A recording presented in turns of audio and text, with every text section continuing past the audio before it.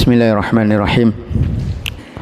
Innal hamdalillah nahmaduhu ta'ala wa nasta'inuhu wa nastaghfiruh wa na'udzu billahi min shururi anfusina wa sayyiati a'malina.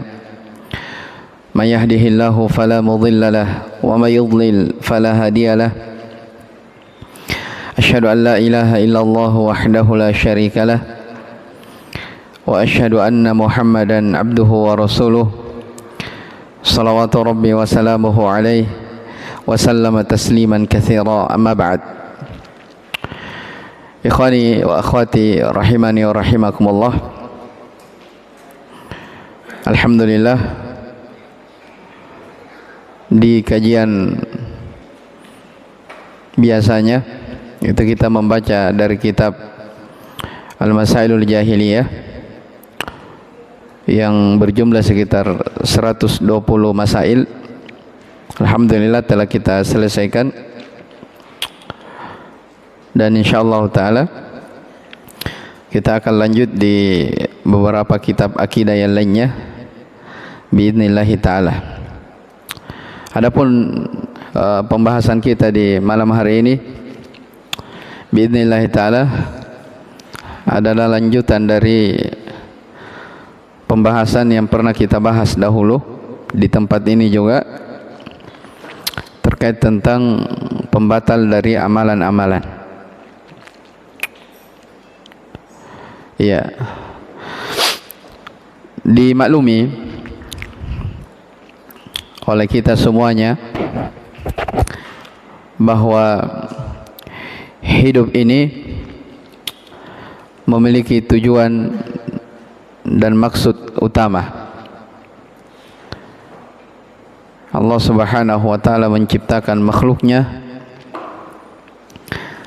supaya mereka beribadah dalam kehidupan ini. Ya, karena nantinya di akhirat manusia akan terbagi hanya menjadi dua golongan. Kalau bukan penghuni surga, maka dia adalah penghuni neraka. Dan seseorang akan masuk ke dalam surga Allah Subhanahu wa ta'ala disebabkan karena amalannya, karena dia beramal dalam kehidupan dunia ini. Olehnya itu, ya, banyak ayat-ayat Al-Quran yang kita baca, demikian pula hadis Rasulullah sallallahu alaihi wasallam yang menyebutkan bahwa seorang hamba akan dimasukkan ke dalam surga Allah,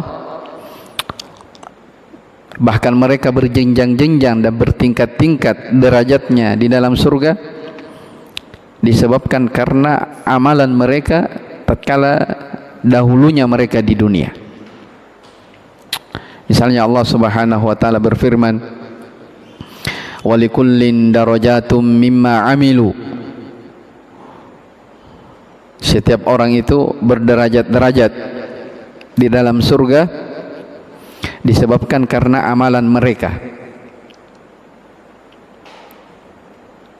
Udkhulul jannata bima kuntum ta'malun. Masuklah kalian ke dalam surga disebabkan karena amalan kalian.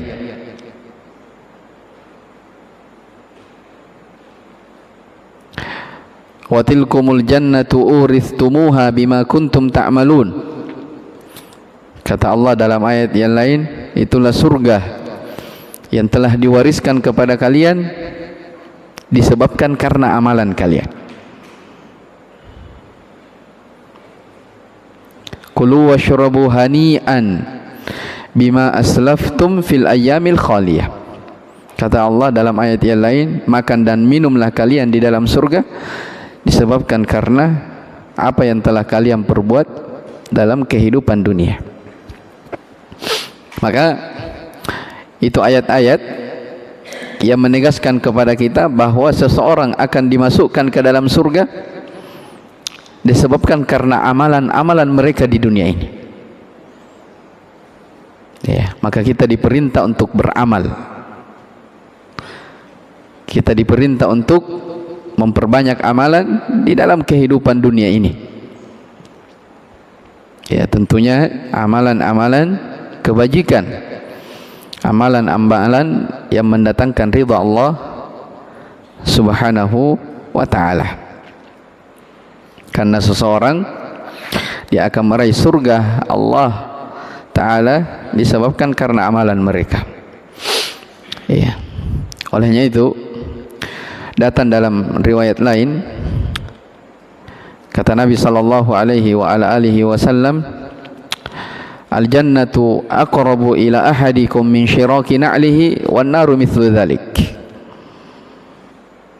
Surga itu, kata Nabi, lebih dekat kepada salah seorang di antara kalian dibandingkan dengan tali sendalnya, dan neraka juga seperti itu. Ya, kata para ulama yang menjelaskan hadis ini bahwa di antara faedah atau pelajaran yang dipetik hadis ini bahwa surga itu lebih dekat kepada salah seorang di antara kalian dibandingkan dengan tali sendalnya, dan neraka juga seperti itu. Artinya hendaknya seorang hamba dalam kehidupan dunia ini jangan pernah dia meremehkan amalan-amalan kecil. Ya. Manfaatkan waktu. Jangan pernah dia meremehkan dari amalan-amalan sekecil apapun dari amalan itu. Karena dia tidak tahu amalan mana yang akan memasukkan dia ke dalam surga. Iya, kenapa? Karena surga itu sangat dekat kepada kita.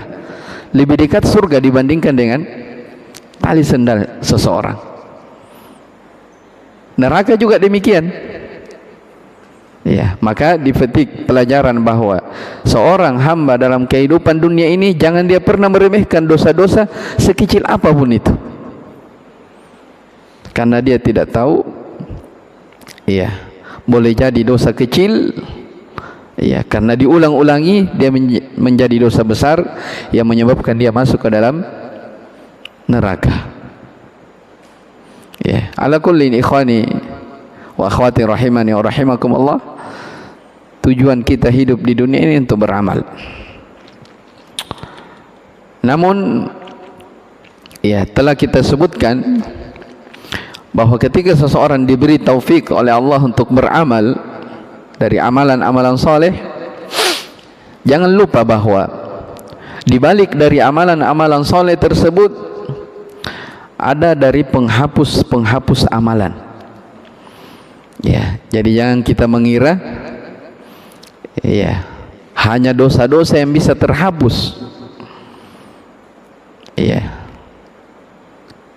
Innal hasanati yudhibinas sayyi'at. Sesungguhnya amalan-amalan kebajikan itu akan menghapuskan dosa-dosa. Sebaliknya juga seperti itu. Ya.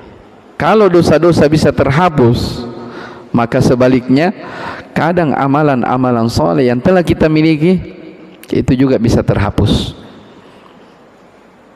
Makanya kata para ulama, ya, ketika seseorang, ya, diberi taufik oleh Allah bisa beramal, ya, ada orang subhanallah dia bisa jaga salatnya, dia jaga ibadahnya, dia jaga puasanya, ya, dia jaga baktinya kepada kedua orang, semua amalan dia jaga. Kata para ulama, ada hal yang lebih penting untuk dia jaga. Apa itu? Yaitu dia jaga amalan-amalan ini supaya tetap bersama dia, tidak hilang atau diambil oleh orang lain. Iya, dia jaga agar amalan itu tetap bersama dia, tidak terhapus atau diambil oleh orang lain. Iya, kan tidak enak ya kalau misalnya naudzubillah kita capek-capek di dunia beramal, mengumpulkan amalan soleh sebanyak-banyaknya, ternyata amalan soleh ini bukan kita yang menikmati, orang lain. Ya, bagaikan dalam kehidupan dunia kita bekerja, tapi gaji kita itu diambil oleh orang, dinikmati. Ada juga kejadian seperti itu nanti di hari kiamat, dan kita insya Allah akan sebutkan tentang hal tersebut. Iya, di antara ulama yang memperingatkan tentang pentingnya menjaga amalan itu, Ya, disebutkan oleh Imam Ibnu Qayyim rahimahullah, dan saya sudah pernah bacakan ini. Disebutkan dalam kitab Al-Wabilus Saib. Kata Ibnu Qayyim rahimahullahu taala, "Wa laysa sya'nu fil amal. Wa innama sya'nu kulla sya'ni fi hifdzil amal mimma yufsiduhu wa yuhbituhu." Kata beliau rahimahullah, bukanlah yang terpenting hanya sekedar memperbanyak amalan, tapi yang lebih penting daripada itu adalah seorang hamba dia menjaga amalan-amalannya dari perkara-perkara yang bisa menghancurkan dan merusak amalannya tersebut. Ya.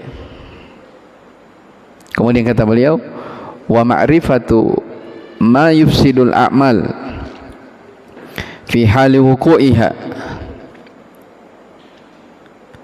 wa yubtiluha wa yuhbituha ba'da wuku'iha min ahammi ma yanbaghi ay yaftisha alaihi al-'abdu wa yahrisu ala amalihi wa yahdarahu. Kata beliau, mengetahui dari pembatal-pembatal amalan. Apakah pembatal amalan? Ya, membatalkan amalan di awal, ya, ketika terjadi amalan itu, atau di pertengahan, atau belakangan. Kita akan sebutkan, jadi pembatal amal itu ada 3. Ada yang membatalkan amalan dari awal, ada yang membatalkan amalan belakangan, ya, jelas ya. Dan ada yang ketiga, mengurangi pahala amal. Jadi 3 ini kata Ibnu Qayyim rahimahullahu taala, min ahammi ma yanbaghi ay yaftisha alaihi al-'abdu, termasuk di antara perkara yang penting selalu diperhatikan oleh seorang hamba. Dia bersemangat dalam menjaga amalannya dan berhati-hati dari penghancur-penghancur amalan. Ya. Contoh misalnya, sebelum kita sebutkan poin per poin, ya, misalnya pembatal amalan dari awal, misalnya pelaku kesyirikan, dan sudah kita singgung. Ya, pelaku kesyirikan, ya, orang yang melakukan, menduakan, mempersekutukan Allah dalam kehidupan dunia ini, bagaimanapun dia rajin sholat, ya, maka sholatnya itu dia tidak ada artinya. Ya, sebab ini memang pembatal amalan yang paling dahsyat. Jelas ya, kemarin saya kasih gambarannya, seandainya ada orang dia sudah beramal 50 tahun. Ya, dia jaga ibadahnya 50 tahun. Tapi satu hari dia berbuat kesyirikan, maka 50 tahun dari ibadahnya ini bisa terhapus semua. Gara-gara dia berbuat kesyirikan satu hari saja. Ya, itu bahayanya apa? Syirik. Ya, jangankan kita ya, para nabi dan rasul Allah diingatkan tentang hal itu. Ya, terkait tentang Nabi sallallahu alaihi wasallam diingatkan khusus. Ya, wa laqad uhiya ilaika wa ilal ladina min qablika la in asyrakta la yahbatanna 'amaluka wa la takunanna minal khasirin.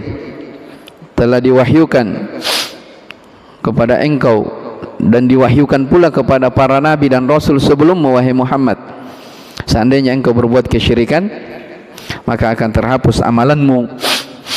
Ya, di situ Allah bilang ya, la in asyrakta, seandainya engkau wahai Muhammad berbuat kesyirikan, seandainya.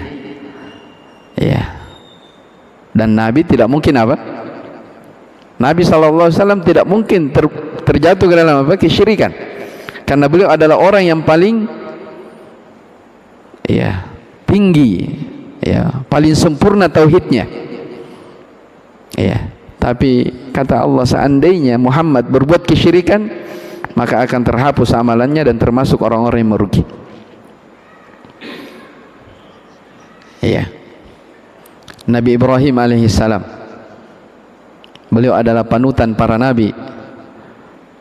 Ya, beliau adalah Abul Anbiya. Ya, panutannya orang-orang yang bertauhid. Inna Ibrahim kana ummatan qanitan lillahi hanifan wa lam yakun minal musyrikin. Itu sifat-sifat beliau disebutkan dalam Al-Quran. Allah sucikan dia dari apa? Beliau bukan orang yang berbuat kesyirikan. Dapat rekomendasi dari Allah. Ibrahim bukan dari hamba Allah yang berbuat syirik. Ya, sudah dapat rekomendasi, sudah ada jaminan. Tapi bersamaan dengan itu, ketika beliau awal kali menginjakkan kakinya ya, ke Mekah, awal kali beliau ingin merintis Mekah, membangun Ka'bah, tidak ada yang belum minta untuk keluarganya kecuali supaya terbebas dari ini. Itu doanya mungkin kita hafal bersama. Ya Rabbi ja'al hadzal balada amina. Ya Allah, jadikanlah negeriku ini, yaitu negeri Mekah, sebagai negeri yang aman. Wajnubni wa baniya an na'budal asnam. Jauhkanlah saya, itu doanya ya, jauhkanlah saya dan anak keturunanku dari menyembah berhala, kesyirikan. Ya, beliau minta supaya keluarganya ini terbebas dari syirik. Ya, ini Nabi ini. Rabbi innahunna adlalna katsiran minan nas. Wahai Tuhanku, sesungguhnya berhala inilah, kesyirikan inilah yang banyak menyesatkan manusia. Ya, syirik itu merusak akal seseorang. Ya, jelas ya, merusak akal. Makanya dalam Al-Quran dikatakan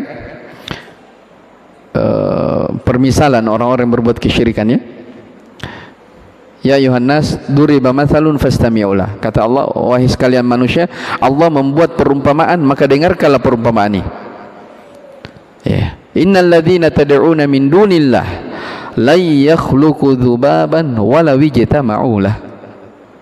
Ya. Orang-orang yang mereka seru selain Allah, yang mereka ibadahi selain Allah, itu berhala-berhala itu, mereka itu tidak bisa mencipta walaupun seekor lalat. Ya, coba mi. Ya, apa yang mereka agungkan, apa yang mereka besarkan, wali yang mereka anggap sebagai wali, kuburannya mereka besarkan. Coba tanya, bisa ndak? Kata Allah, coba, bisa ndak ciptakan apa? Lalat. La yakhluqu dzubaban wala wijtama'ulah. Mereka tidak akan bisa menciptakan walaupun seekor lalat, sekalipun mereka berkumpul semua. Bahkan lebih parahnya lagi, kata Allah, wa iyaslubuhumudz dzubabu syai'an la yastanqidhuhu min. Seandainya seekor lalat ini mengambil makanan sesuatu pada berhala itu yang mereka ibadahi itu, mengambil sesuatu, maka berhala itu tidak bisa apa-apa. Iya tuh, namanya berhala, tidak bisa apa-apa, tidak bisa. Da'ufat talibu wal matlub. Ya, kata Allah, ya, yang meminta dan yang dimintai semuanya sama-sama makhluk yang lemah. Ya, makanya tugas kita, ya, sebagai kepala rumah tangga, sebagai suami, ya, sebagai orang tua, ya, sebagai ayah dan ibu, tugas utama kita khususnya di hari-hari ini adalah membebaskan generasi kita supaya mereka terselamatkan dari bahaya apa? Syirik. Iya. Dan sekarang praktek-praktek kesyirikan, ya, itu banyak sekali. Baik itu di dunia nyata ataupun di dunia yang tidak nyata, dunia maya. Ya, baru-baru ini saya lihat sekilas postingan video, katanya ada gua, ada ya, yang tembus kemana itu? Ke Mekah, subhanallah. Jadi bisanya itu haji di situ di gua, karena katanya ini jalannya wali bisa tembus ke Mekah. Jadi coba antum bayangkan ya, syirik itu seperti itu, betul-betul membuat orang itu rusak akalnya. Bisanya itu masuk di gua, bisa tembus di mana? Di Mekah. Ya, sampai di dalamnya katanya juga ada air yang keberkahannya itu sederajat dengan air Zam-Zam. Coba lihat kesyirikan. Iya. Dan tidak menutup kemungkinan generasi-generasi kita yang akan datang menjumpai yang masalah itu. Makanya saya bilang tadi, tugas kita sebagai orang tua, sebagai seorang ayah ibu adalah menjaga anak-anak, bagaimana mereka belajar tauhid, bebas dari yang namanya apa? Kesyirikan. Baik, ini terkait tentang pembatal amalan. Iya. Bahkan kemarin kita sebutkan, iya, Imam Malik rahimahullah beliau berpendapat orang yang bertaubat dari syirik, iya, beliau berpendapat amalannya itu dia mulai dari nol lagi. Jelas ya, dia mulai dari nol. Jadi kalau misalnya ada orang beramal 50 tahun, hari ini dia berbuat kesyirikan, besoknya dia taubat. Pertanyaannya, apakah amalan-amalannya yang dia lakukan 50 tahun yang lalu dia dapatkan kembali pahalanya? Ya, kalau Imam Malik mengatakan tidak, dia mulai beramal dari nol. Ya, jadi kalau misalnya sudah haji, setelah haji dia buat syirik, masih ada kewajiban apa? Haji lagi. Ya, itu pendapat beliau rahimahullah taala, walaupun ada khilaf masalah ini di kalangan para ulama. Baik. Ada juga pembatal amalan, ya, belakangan. Ya, pembatal amal belakangan. Jadi misalnya ada orang bersedekah, ya, ada orang bersedekah. Ternyata setelah dia memberi sedekah, ya, sepekan setelahnya dia bermasalah dengan orang yang dia beri sedekah. Ya, maka dia ungkit sedekah yang dia berikan kepada orang tersebut. Ingat, disebutkan dalam Al-Quran bahwa di antara pembatal amalan adalah mengungkit-ungkit sedekah yang telah diberikan kepada orang lain, apalagi kalau menyakiti orang yang diberi sedekah. Ya, kata Allah Subhanahu wa taala dalam surah Al-Baqarah, ya ayyuhalladzina amanu la tubtilu shadaqatikum bil manni wal adza. Wahai orang-orang yang beriman, janganlah batalkan pahala-pahala sedekah kalian dengan cara al-man. Al-man itu artinya apa? Mengungkit-ungkit. Wal adza, yaitu menyakiti orang yang kamu beri sedekah. Ya. Jadi kan kalau orang bersedekah, otomatis, ya, bersedekah, berwakaf, ya, berinfak, otomatis pahalanya dia dapat, langsung tercatat. Jelas ya? Tapi ternyata belakangan dia ungkit sedekah yang dia berikan kepada orang, pahala yang sudah ada pada dia bisa apa? Bisa terhapus karena dia mengungkit. Jelas ya? Itu diantara pembatal amalan, akan kita sebutkan. Kemudian juga, ya, yang ketiga yang disebutkan oleh Ibnu Qayyim rahimahullah, ada pembatal amalan dalam artian mengurangi pahala amal. Ya, mengurangi. Jelas ya, mengurangi. Seperti misalnya riya. Ya. Riya dia menghapuskan amalan yang dimasukinya. Ya, dan kadang dia hanya sekedar mengurangi dari pahala amal. Maka itu yang disebutkan oleh Ibnu Qayyim rahimahullahu taala, laisa sya'nu fil amal. Ya, yang terpenting bukan hanya sekedar memperbanyak amalan, wa innama sya'nu kulla sya'ni, tapi yang penting daripada hal itu adalah bagaimana seorang itu dia menjaga amalannya dari perkara-perkara yang bisa menghapuskan dan menghancurkannya, dan dia memperhatikan pembatal amalan yang bisa membatalkan dari awal, yang bisa membatalkan belakangan, dan yang bisa mengurangi pahala dari amalan. Taib, saya sudah singgung tadi tentang masalah kesyirikan. Itu poin yang pertama. Di antara pembatal amalan soleh adalah melakukan kesyirikan. Dan ini adalah pembatal amalan yang paling dahsyat, karena bukan hanya kita yang diingatkan, para nabi dan rasul sebelumnya mereka juga diingatkan tentang masalah ini. Kemudian yang kedua, ya, saya sebutkan masuk di dalamnya tentang riya. Ya, riya. Riya ini juga dari pembatal amalan. Dan riya ini adalah perkara yang halus. Ya. Kata Syekhul Islam Ibnu Taimiyah rahimahullah, setiap orang itu kadang ada pada jiwanya itu riya. Hanya kembali kepada dia. Dia lawan itu riya atau dia biarkan. Ya. Manusia itu kan dia punya potensi, ya. Jiwa manusia itu selalu ingin dia apa? Dipuji. Ya, jiwa manusia itu ingin selalu apa? Pamer. Ya, itu tabiat manusia. Ingin lebih dari orang lain, ingin lebih tinggi dari orang. Pokoknya ingin lebih. Dan ini akan masuk di pembahasan ujub juga, tentang ujub, bangga dengan amalan. Ya. Jadi riya ini perkara yang sangat dikhawatirkan oleh Nabi sallallahu alaihi wasallam. Ya, apalagi di masa sekarang ya. Di masa sekarang ya, besar potensi seseorang untuk terjatuh ke dalam masalah riya. Kenapa? Karena antum lihat sekarang medsos, ya, sedikit-sedikit orang pamer amalannya. Ya, padahal jamaah sekalian rahimani wa rahimakumullah, amalan yang tersembunyi di sisi Allah itu jauh lebih baik dibandingkan amalan apa? Yang kelihatan. Ya.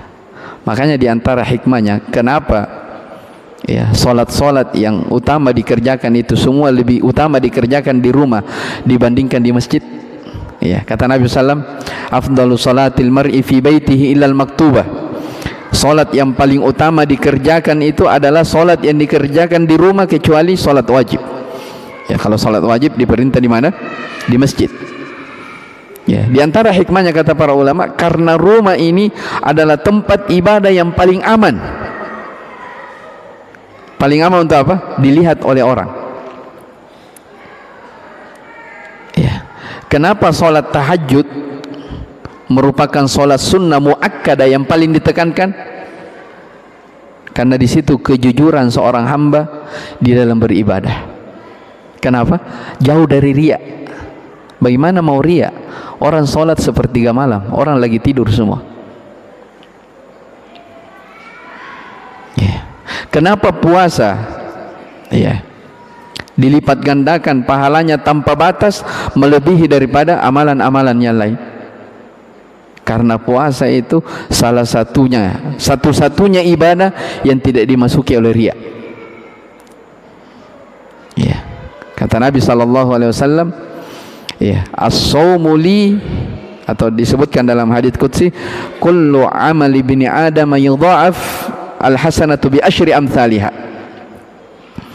Ya, kata Allah Subhanahu wa taala, setiap amalan anak cucu Adam akan dilipat gandakan. Ya. Satu bisa dilipat gandakan 10 kali lipat, bahkan 700 kali lipat dalam riwayat lain. Illa shaum, kecuali puasa. Puasa tidak dilipat gandakan, tapi dia diberi tanpa batas. Fa innahu li wa ana ajzi bihi. Ya, karena puasa itu kata Allah adalah untukku dan saya sendiri yang membalasnya. Ya. Kata para ulama tentang hadis ini, kenapa puasa begitu istimewa di sisi Allah dibandingkan ibadah-ibadah yang lain? Ya, karena puasa ini adalah satu-satunya amalan yang tidak bisa dimasuki riya. Bagaimana caranya mau riya lagi berpuasa? Ya, kecuali kalau ya dipanggil makan, oh ya, afwan ini lagi puasa kak. Itu kan ketahuan. Tapi kalau dia tidak bilang-bilang, orang tidak tahu dia puasa atau tidak.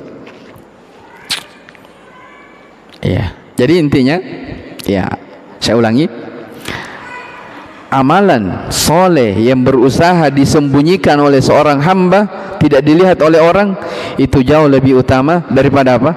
Amalan yang ditampakkan di orang lain. Ya. Makanya kata Nabi kita sallallahu alaihi wasallam, iya, man istata'a minkum ayyakuna lahu khabi'un min amalin salihin falyafal.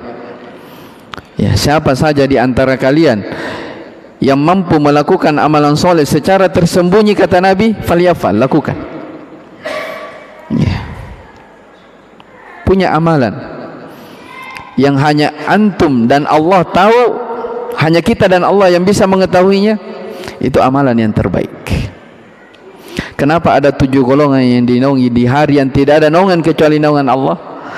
Ya, ada beberapa golongan, di 7 golongan itu ada 3. Iya. Kenapa mereka begitu istimewa? Karena mereka adalah orang-orang yang berusaha beramal, dia sembunyikan amalan. Ya, di antaranya apa? Wa rajulun tasaddaqa bi shadaqatin fa akhfaha. Ya, orang yang bersedekah. Ya. Orang yang tasaddaqa, bersedekah, fa akhfaha, dia sembunyikan sedekahnya. Hatta la ta'lamu shimaluhu ma tunfiqu yaminu, sampai tangan kirinya dia tidak tahu apa yang diinfakkan oleh tangan kanannya, sangat tersembunyi. Ya, di antaranya juga wa rajulun dzakarallaha khalian fa fadat ainah, orang yang mengingat Allah dalam keadaan bersendirian kemudian berlinang air matanya, dia menangis bersendirian. Ya, jadi bukan menangis karena dilihat oleh orang, tapi bersendirian, mengingat kepada Allah dalam keadaan bersendirian, dia menangis, mendapatkan keutamaan, akan dinaungi di hari yang tidak ada naungan kecuali naungan Allah. Ya, sama juga yang tadi yang kita sebutkan sedekah. Ya, sedekah, menampakkan sedekah tidak dilarang. Ya, mengumumkan sedekah tidak dilarang. Tapi kalau seandainya ada orang yang bersedekah, dia sembunyikan sedekahnya, itu jauh lebih baik daripada yang diumumkan. Ya, sebagian orang sudah dia bilang, dia suarakan, saya tidak mau sedekah di masjid fulan. Kenapa? Tidak disebut nama. Iya, tidak disebut nama. Apa je? Padahal jamaah sekalian rahimani wa rahimakumullah, sedekah yang disembunyikan jauh lebih baik daripada apa? Yang diumumkan ke orang. Makanya kalau bersedekah hanya hamba Allah, ya, itu lebih aman dari riya daripada apa? Yang disebut nama. Kata Allah Subhanahu wa taala, in tubudus sadaqati fa ni'mahi, dalam surah Al-Baqarah juga. Jika kalian menampakkan sedekah, maka itu baik. Ya, dipuji, baik. Ya, apa hikmahnya menampakkan sedekah? Ya, kalau dinampakkan sedekah, boleh jadi orang lain termotivasi bersedekah, ikut. Kita dapat pahala karena gara-gara kita yang pertama orang lain ikut. Itu diantara hikmahnya. Tapi kata Allah, wa in tukhfuha wa tu'tuhal fuqara fa huwa khairul lakum. Tapi kalau disembunyikan kemudian diberikan kepada fakir miskin, fa huwa khairul lakum, maka itu yang terbaik. Ya, berarti apa? Allah sendiri yang bilang boleh menampakkan sedekah, tapi kalau disembunyikan itu jauh lebih baik daripada ditampakkan. Ya, ala kullin kita kembali ke pembahasan masalah apa? Riya. Ya, jadi jangan kita beramal dalam kehidupan dunia ini karena mengharapkan balasan dari orang, jangan. Ya, beramal ingin dipuji oleh orang, beramal untuk memamerkan amalan, jangan. Ya, apalagi sampai diposting di akun-akun masing-masing, jangan. Amalan itu disembunyikan, jangan ditampakkan. Iya, amalan itu disembunyikan dan tidak ditampakkan. Kenapa? Riya itu selalu mengintai kita. Ya. Dan ini yang paling dikhawatirkan oleh Nabi kita sallallahu alaihi wasallam, melebihi daripada fitnahnya Dajjal. Iya. Dalam riwayat disebutkan para sahabat pernah bercerita tentang kengerian, kedahsyatan dari fitnah Dajjal. Ini para sahabat. Nabi SAW lewat mendengarkan perbincangan para sahabat. Kemudian Nabi bersabda kepada mereka, ala ukhbirukum bima huwa akhafu alaikum indi min fitnatil masih Dajjal. Maka saya beritakan kepada kalian fitnah yang lebih berbahaya, yang paling mengerikan, melebihi daripada fitnahnya Dajjal. Iya. Kata para sahabat, qalu bala ya Rasulullah. Iya, apa itu ya Rasulullah? Iya, kata Nabi sallallahu alaihi wasallam, asyirkul khafi, syirik yang samar-samar. Iya, bagaimana itu syirik yang samar-samar, yang tersembunyi? Ya, jadi kenapa dikatakan samar-samar? Memang tidak terlihat. Ya, beda syirik besar ya, orang datang di kuburan, orang minta-minta di berhala, ya, sujud. Nah, itu syirik besar, kelihatan. Kalau riya syirik kecil, samar-samar. Bagaimana bentuknya? Nabi mencontohkan. Kata beliau, yakumur rajulu fayusalli fayuzayyinu salatahu lima yara min nadhari rajulin. Seseorang dia berdiri salat, kemudian dia memperindah salatnya karena ingin dilihat oleh orang lain. Ya, salat karena ingin dilihat oleh orang. Ya, itu di masa dahulu. Ya, kalau sekarang, ya, salat atau ibadah karena ingin, ya, buat konten. Lebih parah lagi, hati-hati. Jelas ya? Jangan sampai kita ibadah tujuannya untuk buat konten. Taib. Ikhwani wa akhwati rahimani wa rahimakumullah. Ya. Orang-orang yang dalam kehidupan dunia ini beribadah dengan tujuan riya, ya, pada hari kiamat dia tidak dapat apa-apa. Ya. Jadi keikhlasan itu berat. Beramal, berusaha untuk ikhlas adalah sesuatu yang berat. Ya, ala inna sil'atallahi ghaliyah.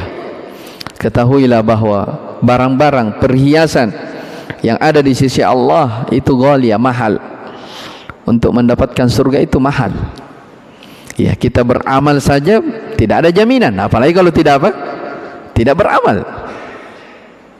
Ya, beramal saja ada pembatal amalan. Bagaimana lagi kalau tidak beramal?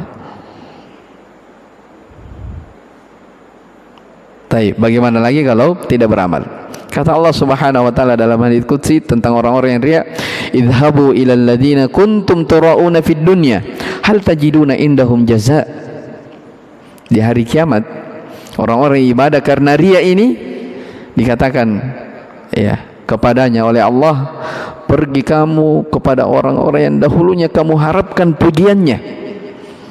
Ya, pergi. Hal tajiduna indahum jazaan, apakah mereka memiliki balasan? Ya, Allah tidak butuh kepada orang-orang yang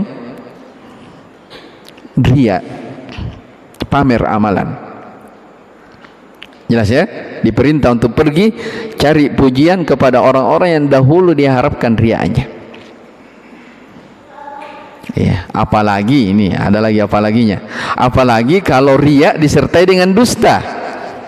Wah, ini lebih dahsyat lagi. Ya, bagaimana itu riya disertai dusta? Ya, yaitu kata para ulama, ingin dipuji pada sesuatu yang dia tidak miliki. Ini namanya apa? Riya campur apa? Dusta. Paham ya?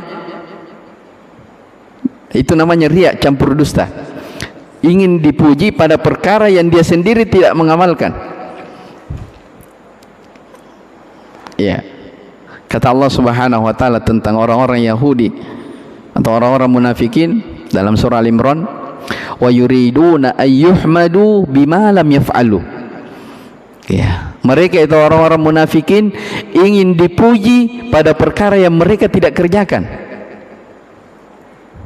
Iya. Mau dibilang donatur, padahal bukan. Iya. Mau dibilang ustadz, tapi tidak belajar. Iya, hati-hati. Iya, seseorang ingin dipuji pada perkara yang dia tidak miliki. Iya, kata Nabi sallallahu alaihi wasallam dalam hadis, kata beliau, al-mutashabbi'u bima lam yu'ta kalabisi thawbai zurin. Ya, orang-orang yang bergaya pada sesuatu yang dia tidak miliki itu bagaikan dia memakai dua pakaian kedustaan. Ya, baik dalam amalan ataupun dalam urusan dunia. Ya, tahu ya, bergaya pada sesuatu yang tidak dimiliki. Ada kan orang bergaya tapi apa? Pinjaman. Ya. Kata Nabi SAW, kalabisi thawbaizur, bagikan dia memakai dua pakaian kedustaan. Ya, apa maksudnya memakai pakaian dua kedustaan? Kata para ulama yang menjelaskan hadis ini, dia mendustakan dirinya dan dia mendustakan orang lain. Ya, mendustakan dirinya karena dia ingin dipuji pada sesuatu yang dia tidak miliki, dan dia dustakan juga orang lain, mengharapkan pujian orang padahal dia tidak memilikinya. Ya, nah, itu bahayanya apa? Riya yang bercampur dengan apa? Dusta. Kata Fudail bin Iyad rahimahullahu ta'ala, kata beliau rahimahullah, adraktun nasa wahum yura'una lima ya'malun fasarul ana yura'una lima la ya'malun. Kata beliau rahimahullah, Fudail, saya mendapati orang-orang dahulu mereka ingin dipuji pada perkara yang mereka kerjakan, ya wajar, riya. Tapi sekarang kata beliau, saya mendapati orang-orang ingin dipuji pada perkara yang mereka tidak kerjakan. Iya, dahulu orang-orang munafikin mengerjakan sesuatu ingin dipuji. Kata beliau, adapun kita di zaman sekarang, ya ingin dipuji pada sesuatu yang dia tidak apa? Tidak miliki. Iya, baik dalam masalah urusan agama ataupun dalam urusan dunia.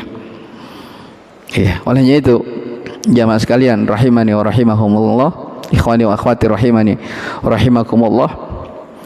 Iya, kalau seseorang dia memiliki sesuatu yang biasa-biasa saja tapi milik pribadi, itu jauh lebih baik daripada apa? Kita bergaya pada sesuatu yang kita tidak miliki. Iya, ada orang bergaya tapi pinjaman. Iya, tidak dilarang, tapi ya itu semua hal-hal yang menimbulkan apa? Sifat ujub, bangga diri. Iya, potensi manusia untuk jatuh ke dalam riya itu besar. Maka dihindari.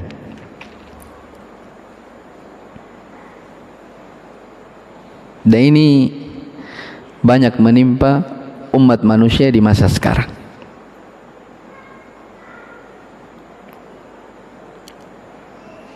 Jamaah sekalian rahimani wa rahimakumullah.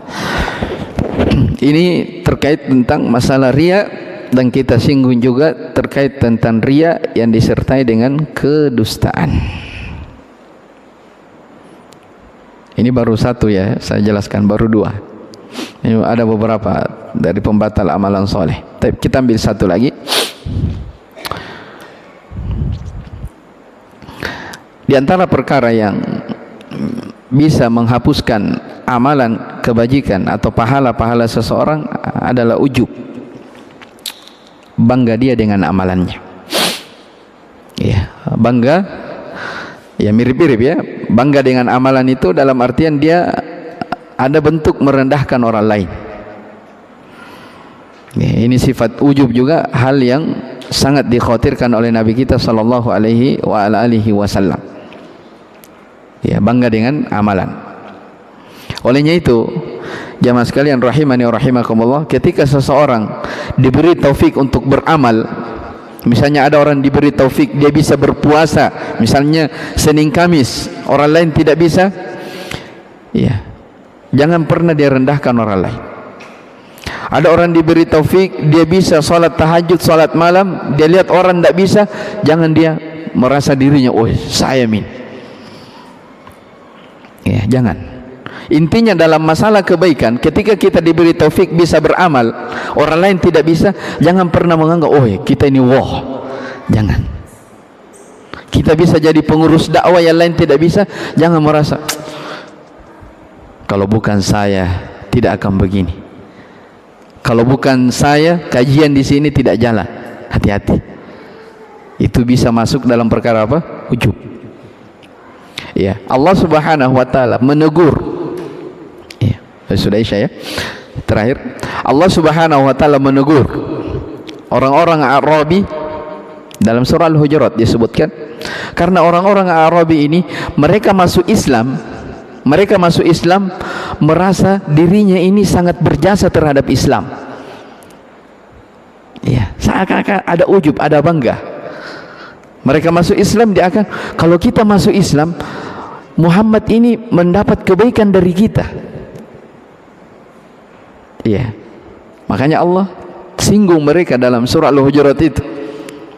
Kata Allah, yamunnuna 'alaika an aslamu qul la tamunnu 'alayya islamakum balillahu yamunnu 'alaikum an hadakum lil imani in kuntum shadiqin.